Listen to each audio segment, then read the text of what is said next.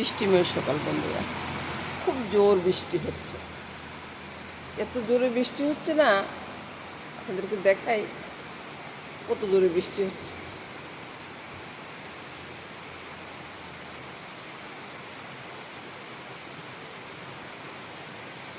দেখলেন তো কি জোরে বৃষ্টি হচ্ছে। আচ্ছা, গাছের ফুলগুলো দুলতেছে ওইদিকে।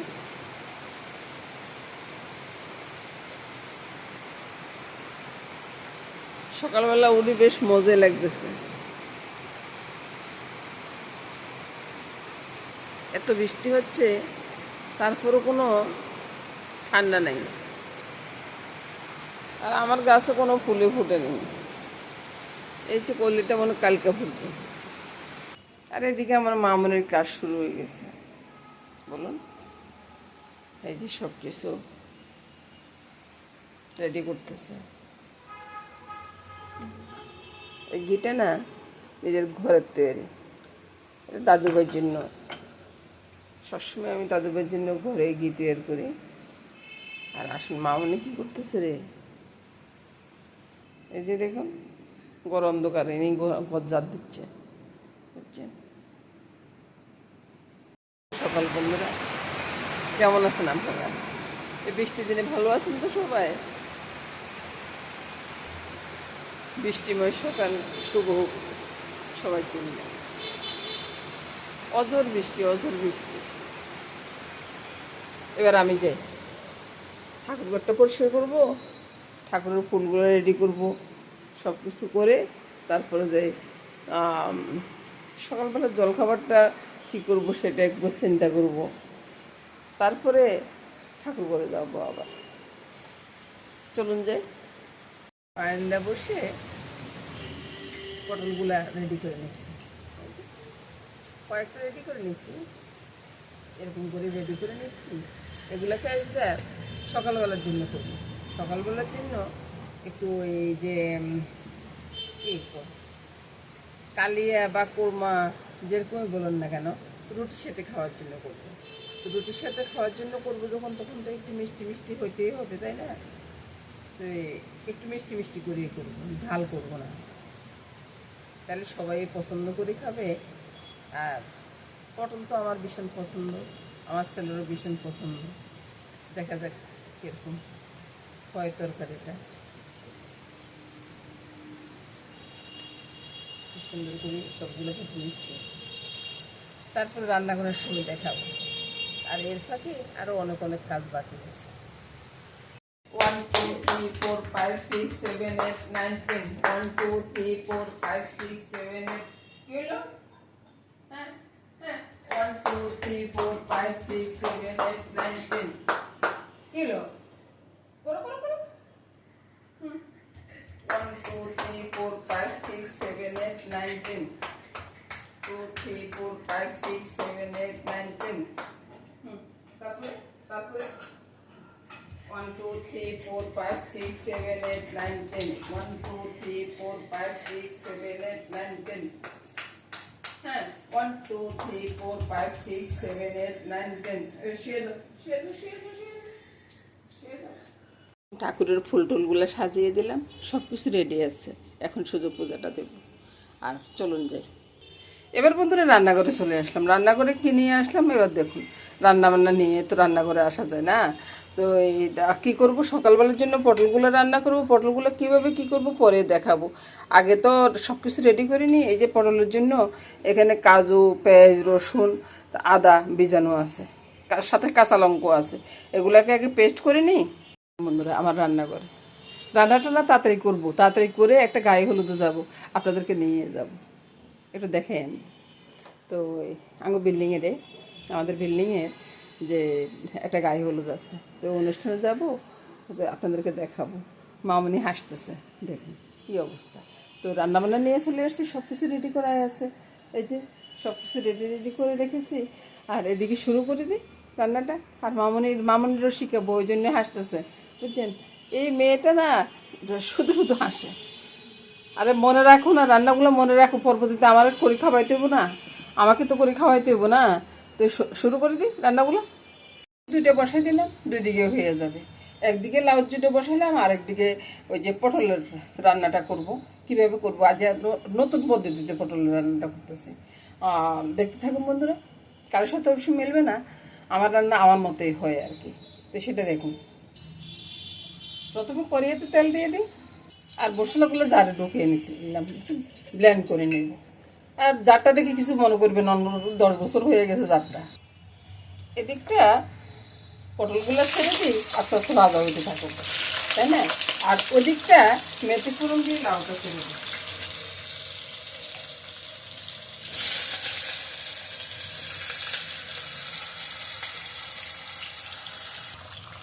এবার লাউর সাথে স্বাদ অনুযায়ী আর কি নুনটা, তারপরে আজকে ওইদিকে যাচ্ছি না, সেটাতে যাচ্ছি না, হলুদটা দিয়ে দিলে চিনিতে তরকারি দিয়ে আমার লাউর সাথে লাগবে। আপনাদের যদি না লাগে আপনারা না দিবেন, আমার কিন্তু লাউর সাথে চিনি লাগবে, বুঝলি তো? চিনিটা দিয়ে দিলাম। এটা কী দিয়ে হবে? ইলিশ মাছের মাথা দিয়ে হবে। ইলিশ মাছের মাথা দিয়ে লাউ দিয়ে খেতে মজাই লাগবে না? ছেড়ে দিলাম, রাখা দিলাম। আর এটা পটলটা ভাজা হতে থাকুক, ততক্ষণ আমি ব্লেন্ডটা করে নিয়ে আসি। এবার আমি চুলার আঁচটা একটু বাড়িয়ে দিলাম, বুঝলেন? বাড়িয়ে দিয়ে এই যে ভিতর থেকে জলটা যেন বাইরে হয়ে যায়। আর এই যে আমি যে ইয়ে করছি, একটা পিঠের মতো নকশি করছি, এই নকশিটা যেন সুন্দরভাবে দেখা যায়, সেই জন্য এভাবে সামনের পিঠ দিয়ে আমি একটু ইয়ে করে দিচ্ছি। সবগুলোকে এভাবে করে দেবো। পটলগুলো ভাজা হয়ে গেছে, এগুলোকে আমি তুলে নেব, পরের বেশ দিয়ে দিব। এবার এই পটলগুলো ভাজা হয়ে গেছে।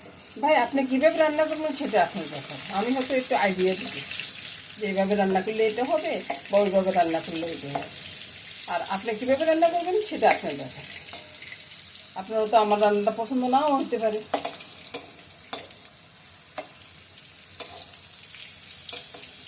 এগুলোকে তুলে নেব, সবগুলো পটল তুলে নিলাম।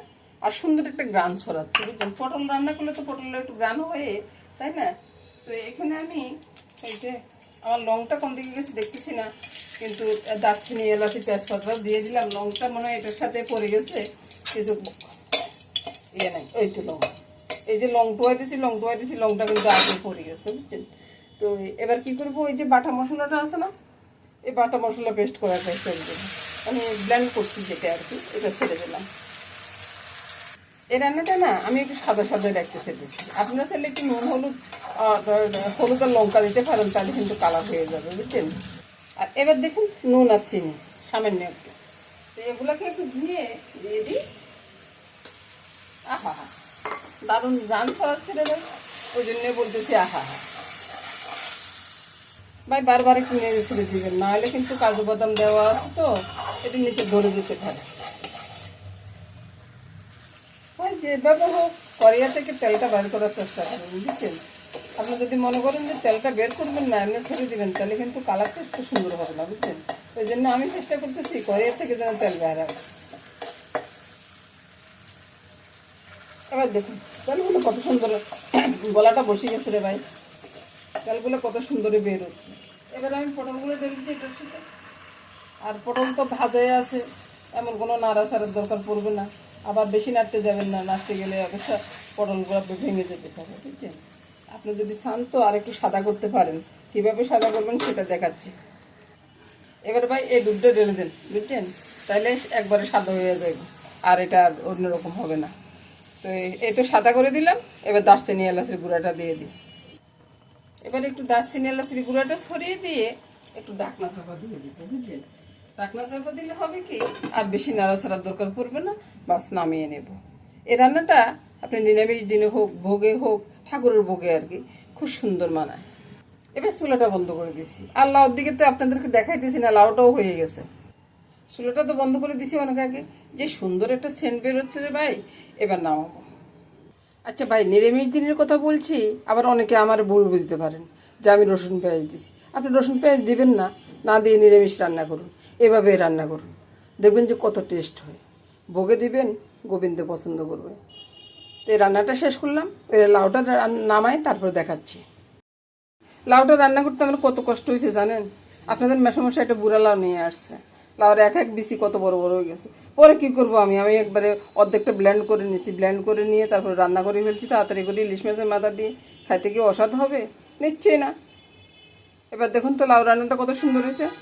আরে ভাই বলতে হবে যে আমার বুদ্ধি আছে, বুঝছেন? বাইরে আজকে মেন আকর্ষণ যেটা সেটা সামনে রাখছি। আপনারা চাইলে আপনারা একবার রান্না করে খেতে পারেন এভাবে। আর আমার রান্না সব কমপ্লিট। আর এবার আমি চলে যাচ্ছি, টাটা গুড বাই বলে চলে যাচ্ছি। আগামী দিন আবার দেখা হবে। আর একটু গায়ে হলুদের অনুষ্ঠানটা দেখে যাইন কিন্তু, যাওয়ার আগে বলে দিচ্ছি। গায়ে হলুদের অনুষ্ঠানে কেমন হলো শ্বাসটা দেখুন তো। আমার মামনি আসতেছে, মামনি আসলে মামনির দেখাই দেবো। গায়ে হলুদের জন্য এরকম একটা মিষ্টি সাজালাম, নিয়ে যাব, মেয়ের হাতে দিব, সেটাই চিন্তা করতেছি আর কি। এই তো আমরা দুজনে যাচ্ছি, মামনি মিষ্টিটা নিল, চামিচ খাওয়াই দিবেন লেগে। চলো যাই। এই তো মামনিকে নিয়ে চলে আসলাম গায়ে হলুদের ঘরে। ঘরে এসে দেখলাম যে ওরা ঘরে নাই, ওরা ছাদে। তো ওরা বললো যে ওরা তো ছাদে আছে। তা আমরা আস্তে আস্তে চলে গেলাম ছাদে, মেয়ের মার সাথে একটু দেখা করে নিলাম। এই তো মেয়ের মারে জিজ্ঞাসা করলাম কেমন আছেন। ওই যে মেয়ের মা বললো যে ছাদে আছে ওরা। এই ছাদে চলে আসলাম, ছাদে এসে মেয়ের হাতে মিষ্টিটা দিলাম। মেয়ে মিষ্টিটা দেখে বেশ খুশি হলো, থ্যাংক ইউ বললো মামনিকে। তো এই তো মেয়েরাও এখনও সাজগোজ ঠিকঠাক হয় নাই, ওরাও সাজগোজ করাচ্ছে। আর এদিকে গায়ে হলুদের অনুষ্ঠানটা হবে, আর জামাইবু দুইজন একসাথে গায়ে হলুদের অনুষ্ঠানটা হবে আর কি। তো সে নিয়ে তারা তোড়জোড় করতেছে। তো আমরাও একটু দাঁড়াইলাম, দাঁড়ায় দেখলাম মামনি সুদ্ধা আর ভাই থাকতে চাচ্ছে না, বুঝছেন? তো ভাইকে নিয়ে পরে কী করলাম, ঘরে চলে আসলাম। ঘরে এসে ভাইকে ঘরে দিয়ে পরে আমি একে গেলাম, মামনি আর গেল না। তো গায়ে হলুদের অনুষ্ঠানটা দেখতে দেখতে বেশ ভালোই লাগলো। সবাই মিলে খুব আনন্দ করলো, উল্লাস করলো। এই তো গায়ে হলুদ হচ্ছে। এটা হচ্ছে মেয়ের মা। মেয়ের মা প্রথমে গায়ে হলুদটা দিচ্ছে, জামাইকে, বউকে, সবাইকে গায়ে হলুদ দিচ্ছে, মানে ওনার মেয়েকে আর কি। তো গায়ে হলুদ দেওয়ার পরে আর বাদ বাকি সবাই আমরা একসাথে গায়ে হলুদটা দিচ্ছি। সবাই একজন একজনের হলুদ লাগিয়ে দিচ্ছি। খুব বেশ আনন্দ করলাম, বেশ আনন্দে হলো। এই তো গায়ে হলুদের পরে আমি কিছুক্ষণ ওদের সাথে ভিডিও করে নিচ্ছি। আর এই তো সব আমাদের বাসার সবাই একসাথে হলাম। একসাথে সবাই হলে বেশ আনন্দ হয়, তাই না? আনন্দ করতে করতে তারপরে আবার রং খেলা।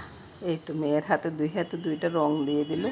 মেয়ে রং নিয়ে দাঁড়ালো, এই জামাই আসলো, জামাইও একসাথে রং খেলতেছে আর সবাই নাচানাচি করতেছে। আর এটার সাথে তো আমার বান্ধবী বলুন আর বোন বলুন বেশ মজা করতেছে। সবাই মিলেমিশে সবাই রং লাগাচ্ছে, রং খেলতেছে, জামাই বউর একসাথে ফটোশ্যুট হচ্ছে।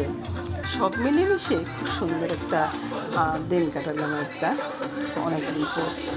এরকম একটা অনুষ্ঠান হলো এই বাসাতে আর কি। এই বাসাতে একবার সরস্বতী পুজোর সময় এরকম একটা অনুষ্ঠান হয়েছে, কিন্তু এরপরে আর অনুষ্ঠানটা হয়নি। এখন এই অনুষ্ঠানের উপলক্ষে আমরা সবাই একসাথে বেশ আনন্দ করে নিলাম, মজা করে নিলাম।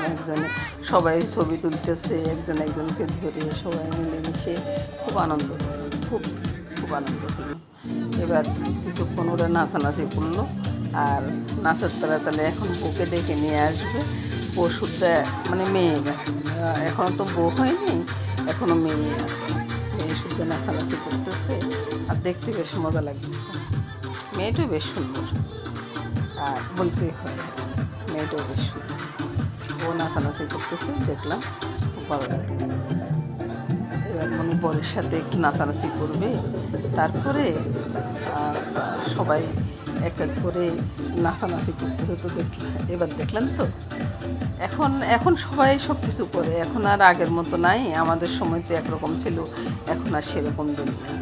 এখন সবাই এই তো জামাই আসলো, জামাইয়ের সাথে মেয়ে একটু